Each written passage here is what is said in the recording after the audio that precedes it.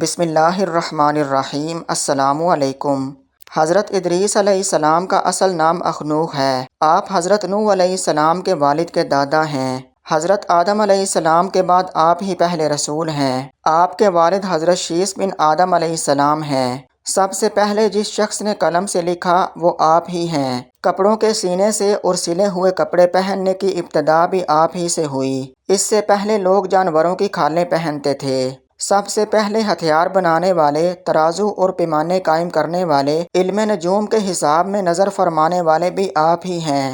یہ سب کام آپ ہی سے شروع ہوئے۔ اللہ تعالیٰ نے آپ پر 30 صحیفے نازل فرمائے اور آپ اللہ تعالیٰ کی کتابوں کا بکثرت درس دیا کرتے تھے، اس لیے آپ کا لقب ادریس ہو گیا۔ اور آپ کا یہ لقب اس قدر مشہور ہو گیا کہ بہت سے لوگوں کو آپ کا اصلی نام معلوم ہی نہیں۔ قرآن مجید میں آپ کا نام ادریس ہی ذکر کیا گیا ہے۔ آپ کو اللہ تعالیٰ نے آسمان پر اٹھا لیا ہے۔ بخاری اور مسلم کی حدیث ہے کہ حضور اکرم صلی اللہ علیہ وسلم نے شب معراج حضرت ادریس علیہ السلام کو چوتھے آسمان پر دیکھا۔ حضرت کعب اخبار سے مروی ہے کہ حضرت ادریس علیہ السلام نے ملک الموت سے فرمایا کہ میں موت کا مزہ چکھنا چاہتا ہوں، کیسا ہوتا ہے؟ تم میری روح قبض کر کے دکھاؤ۔ ملک الموت نے اس حکم کی تعمیل کی اور روح قبض کر کے اسی وقت آپ علیہ السلام کی طرف واپس لوٹا دی اور آپ زندہ ہو گئے۔ پھر آپ علیہ السلام نے فرمایا کہ اب مجھے جہنم دکھاؤ تاکہ خوف الہی زیادہ ہو۔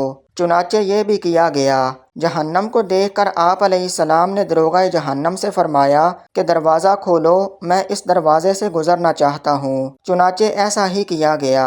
پھر آپ علیہ السلام نے ملک الموت سے فرمایا کہ مجھے جنت دکھاؤ۔ وہ آپ علیہ السلام کو جنت میں لے گئے۔ آپ علیہ السلام دروازوں کو کھلوا کر جنت میں داخل ہوئے۔ تھوڑی دیر انتظار کے بعد ملک الموت نے کہا کہ اب آپ اپنے مقام پر تشریف لے چلیں۔ آپ علیہ السلام نے فرمایا کہ اب میں یہاں سے کہیں نہیں جاؤں گا۔ اللہ تعالیٰ نے فرمایا کہ ہر نفس نے موت کا مزہ چکھنا ہے، میں چکھ چکا ہوں۔ اور اللہ تعالیٰ نے یہ فرمایا کہ ہر شخص کو جہنم پر سے گزرنا ہے، تو میں گزر چکا ہوں۔ اب میں جنت میں پہنچ گیا اور جنت میں پہنچنے والوں کے لیے اللہ تعالیٰ نے یہ فرمایا ہے کہ جنت میں داخل ہونے والے جنت سے نکالے نہیں جائیں گے۔ اب مجھے جنت سے چلنے کے لیے کیوں کہتے ہو؟